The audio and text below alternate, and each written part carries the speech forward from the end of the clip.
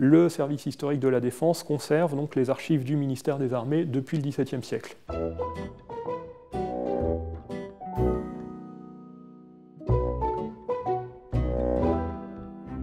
Aujourd'hui, nous allons voir deux documents d'archives.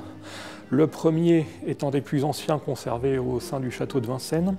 C'est une lettre du cardinal de Richelieu, le principal ministre du roi Louis XIII, écrit en 1637 cette lettre à François Sublet de Noailles, qui est à l'époque le secrétaire d'État de la guerre, donc le prédécesseur du ministre des Armées actuel.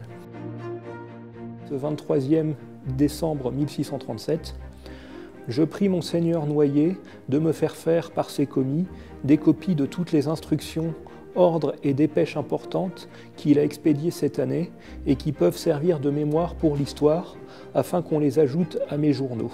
Signé le cardinal de Richelieu. Donc ce document est la marque de la première volonté au sein du ministère des Armées donc d'archiver la mémoire des opérations et des faits de guerre, à l'époque donc surtout à des fins documentaires, le cardinal dit lui-même pour l'histoire, donc afin de documenter l'histoire des opérations et aussi pour les besoins opérationnels, donc en vue des futures opérations, de pouvoir savoir ce qui s'est passé pendant les précédentes campagnes. Le second document que je vais vous présenter, donc lui date de 2005 et s'inscrit dans la filiation du premier.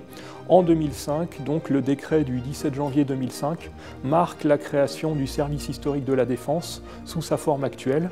Il marque notamment la fusion des différents services historiques qui préexistaient, le service historique de l'armée de terre, le service historique de la marine, le service historique de l'armée de l'air, le service historique de la gendarmerie, mais également le centre des archives de l'armement, donc création de la DGA.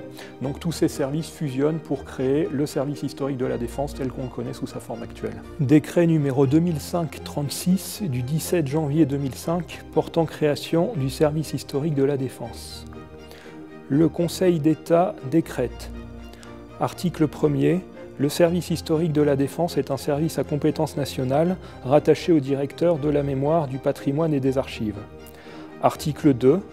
Le service historique de la Défense assure la collecte, la conservation et la gestion des archives.